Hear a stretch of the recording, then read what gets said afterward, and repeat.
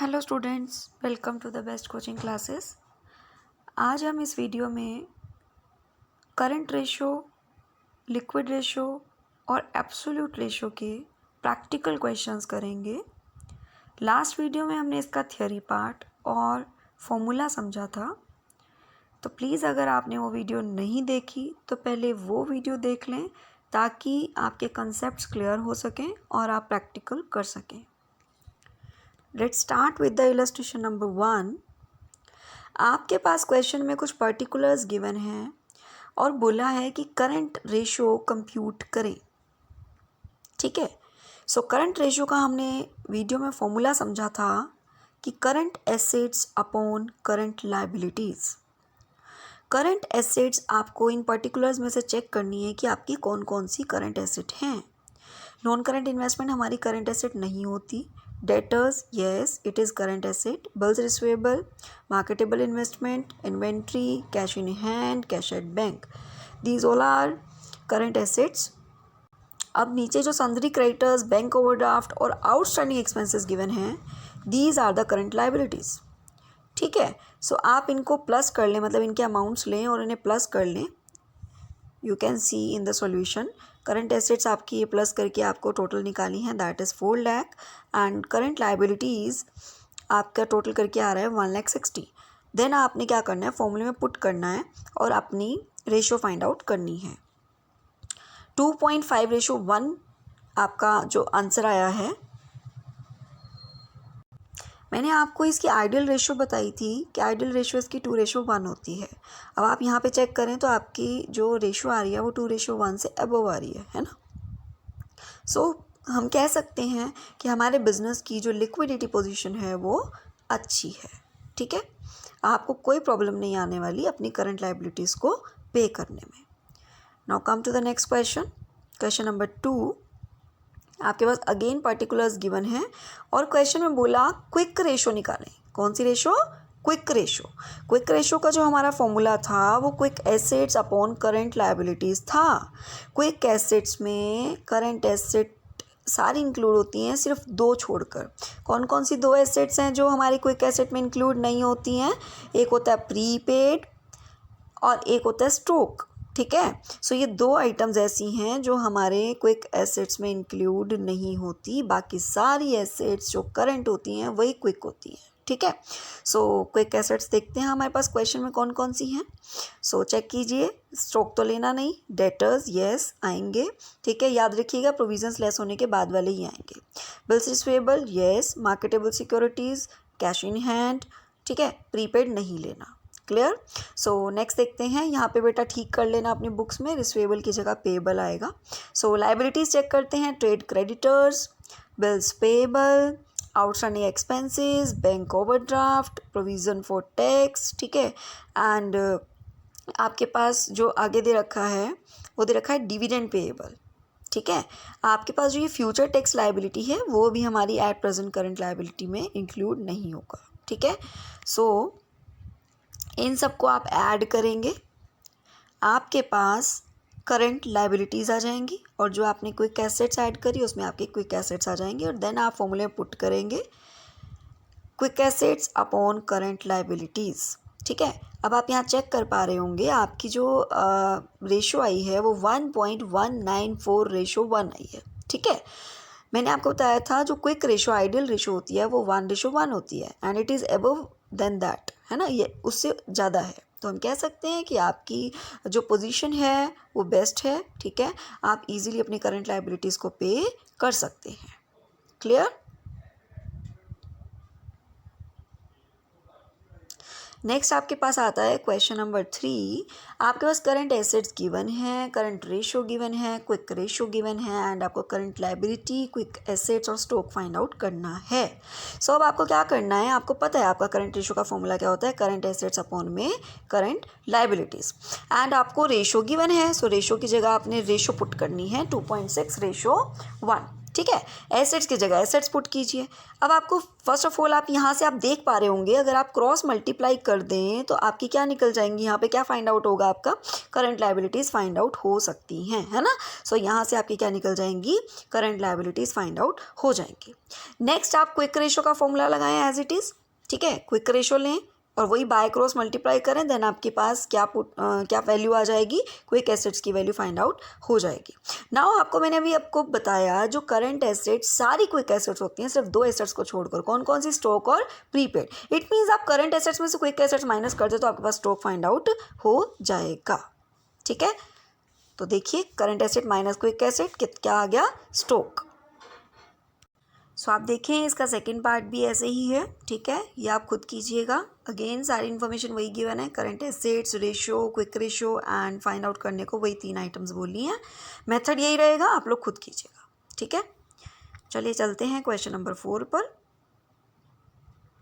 आपके पास गिवन है working capital, current ratio and stock, ठीक है। कैलकुलेट करने का बोला करंट एसेट्स, करंट लायबिलिटीज़ और एसिड टेस्ट रेशो, जिसको हम क्विक रेशो भी बोलते हैं। सो जो वर्किंग कैपिटल होती है ना, तो उसका फॉर्मूला होता है current assets minus current liabilities, ठीक है। सो आप खुद बताइए, अभी आपको पता है कि करंट रेशो जो होती है वो current assets upon current liabilities होती है, राइट। आपके पास 2.5:1 करंट रेशो गिवन है।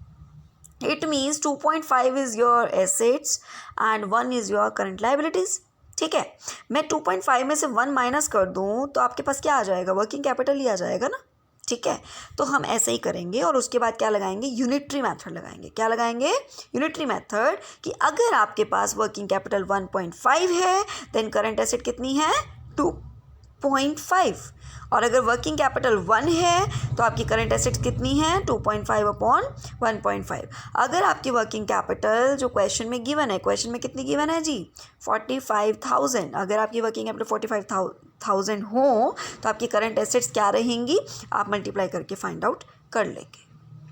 होप आपको ये बात समझ में आई है, पर एक बार दोबारा समझा देते हैं। आपके पास क्वेश्चन में करंट रेशो गिवन थी, जिसका मीनिंग होता है current assets upon current liabilities, और वर्किंग कैपिटल का जो फॉर्मूला होता है वो होता है current assets minus current liability. तो हमने वो फिगर यूज़ करी, current asset minus current liability, हमने निकाला 1.5। तो मैंने यूनिटरी मेथड लगाया कि अगर हमारी वर्किंग कैपिटल 1.5 है देन करंट एसेट इतनी है, 1 है तो करंट एसेट इतनी है, एंड वर्किंग कैपिटल जो क्वेश्चन में गिवन थी फिर वो लगाई और आपके पास एक्चुअल वैल्यू आ जाएगी कि करंट एसेट कितनी होनी चाहिए। क्लियर। अब आप क्या करेंगे, फॉर्मूले में पुट करेंगे वर्किंग कैपिटल के current asset minus current liability से आप फॉर्मूला क्रिएट कर सकते हैं, क्या, current liability is equal to current asset minus working capital, ठीक है। क्या किया, जस्ट इधर से उधर और उधर से इधर, है ना। आपको पता होगा जब यहाँ से उठकर यहाँ जाएंगे तो आप प्लस हो जाएंगे, मतलब माइनस वाला प्लस हो जाएगा, और ये उठकर यहाँ आएगा तो प्लस वाला माइनस हो जाएगा। जस्ट फॉर्मूला चेंज किया, इंटरचेंज किया, ठीक है। आपको जस्ट वैल्यू पुट करनी है और अपनी करंट लायबिलिटीज़ निकाल लेनी है। देन आपके पास क्विक एसेट्स का फॉर्मूला क्या रहता है, करंट एसेट माइनस स्टॉक। अब ये फॉर्मूला कैसे बना, मैंने आपको बताया था क्विक एसेट में 2 एसेट्स नहीं इंक्लूड होती। अब यहाँ पे स्टॉक गिवन है तो स्टॉक माइनस कर दीजिए, प्रीपेड गिवन होता तो वो भी माइनस हो जाता है। अगर नहीं गिवन तो ये एज्यूम करके चलेंगे कि एक ही एक्स्ट्रा जो आपके पास आइटम है जो कि करंट एसेट्स में इंक्लूड है, दैट इज स्टॉक, ठीक है। तो स्टॉक माइनस करें, क्विक एसेट्स आ जाएंगी। देन अगर क्विक एसेट्स आ गई देन अब आपको क्या करना है, फॉर्मूले पुट करके क्विक रेशो निकालनी है। होप क्लियर है आपको। अब ऐसे ही इसका सेकेंड पार्ट है, ठीक है। अगेन वही सब गिवन है और आपको वही सब आइटम्स, जैसा कि फर्स्ट पार्ट में कंसेप्ट आपने फॉलो किया वही कंसेप्ट आपने सेकेंड पार्ट में फॉलो करके निकालना है। नेक्स्ट चलते हैं क्वेश्चन नंबर 5 पर। क्वेश्चन नंबर 5 में आपके पास करंट एसेट्स गिवन है, करंट लायबिलिटीज़ गिवन है, ठीक है। करंट एसेट्स गिवन है 16 lakh and current liabilities given है 8 लाख। अगर आप ये फॉर्मूला पुट करें, करंट रेशो निकालें तो आपकी रेशो निकलती है 2:1, ठीक है। अब उन्होंने पूछा कि आप कुछ इम्पैक्ट बताइए जब आपके साथ ये ट्रांजैक्शंस हों तो आपकी करंट रेशो पे क्या इफ़ेक्ट पड़ेगा, ठीक है। सो पहली जो ट्रांजैक्शन है वो है कि आपने न्यू व्हीकल परचेज़ किया जिस पर 4 लाख रुपीज़ कैश पेमेंट की, ठीक है। व्हीकल परचेज़ किया जिसमें 4 लाख कैश पेमेंट गई। अब कैश क्या है, एसेट है ना। एसेट है, कौन सी एसेट है? करंट एसेट है। न्यू व्हीकल परचेज करना तो बेटा आपके लिए फिक्स्ड एसेट है, बट कैश जो जाएगी वो करंट एसेट है, इसलिए इसका इफेक्ट हमारी करंट एसेट्स पर पड़ेगा, लाइबिलिटीज़ पर तो पड़ना नहीं। तो आपकी करंट एसेट्स क्या हो जाएंगी? 4 लाख से माइनस हो जाएंगी, और आपकी जो करंट रेशो है वो 2:1 की बजाय कितनी हो जाएगी? 1.5:1। ठीक है। नेक्स्ट देखिए, अब आप purchase a new vehicle for 4 lakh on a short term loan from a party. आपने क्या किया? नया व्हीकल परचेज किया, ठीक है, और उसके लिए आपने शॉर्ट टर्म लोन करवा लिया। अब शॉर्ट टर्म लोन क्या होती है? लाइबिलिटी होती है ना। कैश तो नहीं गया, फिक्स्ड एसेट आई है। इसका इफेक्ट हमारी करंट रेशो पे क्या पड़ेगा? देखो, करंट एसेट तो कोई चेंज नहीं आएगा, पर करंट लाइबिलिटीज़ में चेंज आएगा। वाई? क्योंकि 4 लाख जो शॉर्ट टर्म लोन लिया है वो शॉर्ट टर्म लोन क्या होती है? करंट लाइबिलिटी होती है। ठीक है। सो आपकी करंट लाइबिलिटी 8 लाख में 4 लाख प्लस होकर कितनी हो जाएगी? 12 लाख। ठीक है। सो आपकी अब करंट रेशो कितनी रहेगी? 16 lakh upon 12 lakh, that is 1.33:1। Next करते हैं सी पार्ट।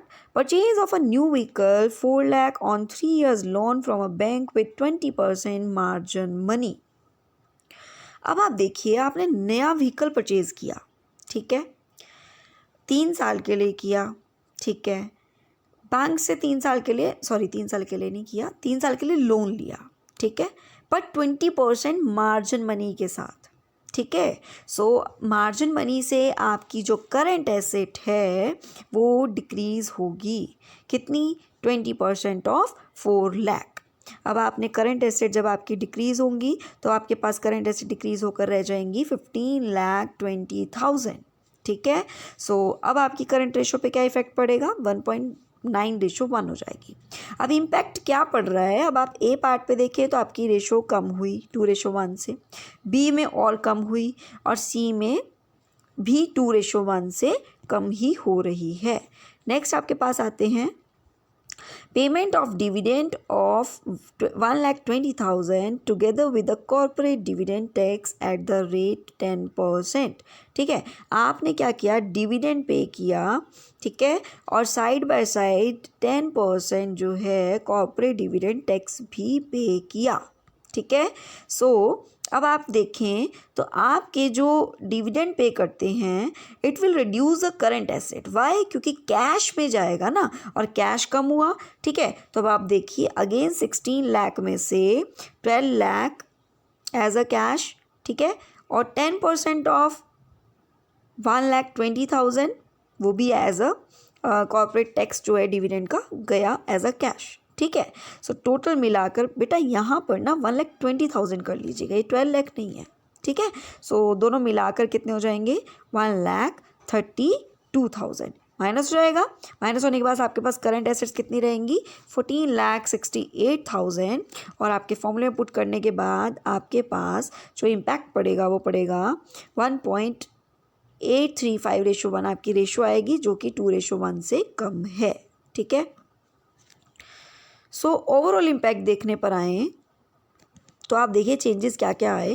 ट्रांजैक्शन ए में एसेट कम हुई, ट्रांजैक्शन बी में लाइबिलिटीज़ बढ़ी, ट्रांजैक्शन सी में एसेट कम हुई, एंड ट्रांजैक्शन डी में भी एसेट कम हुई। ठीक है। इन सब से इफ़ेक्ट क्या पड़ रहा है आपका? इन सब से अगर आप कंबाइन इफेक्ट देखें तो कंबाइन इफेक्ट आपका क्या रह रहा है? 0.823:1 आपकी रेशो करंट हो रही है। नेक्स्ट आते हैं इलस्ट्रेशन नंबर 6, जिसमें आपको बैलेंस शीट गिवन है और कैलकुलेट करने को बोला है current ratio, acid test ratio और absolute liquid ratio. Current ratio और एसिड टेस्ट रेशो अब आपके लिए होमवर्क है, आप खुद फाइंड आउट करेंगे। हम बात करते हैं एब्सोल्यूट लिक्विड रेशो। हमने लास्ट वीडियो में डिस्कस किया था कि एब्सोल्यूट लिक्विड रेशो में सिर्फ और सिर्फ कैश, बैंक और शॉर्ट टर्म इन्वेस्टमेंट्स इंक्लूड होते हैं। आप क्वेश्चन में चेक करें कि आपके पास क्या क्या गिवन है। देखिए, कैश नहीं गिवन, सिर्फ बैंक बैलेंस गिवन है, ठीक है, और शॉर्ट टर्म इन्वेस्टमेंट गिवन है।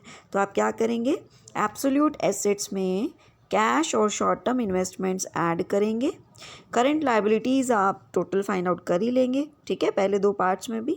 सो एब्सोल्यूट रेशो का फॉर्मूला रहेगा absolute assets upon current liabilities. ठीक है।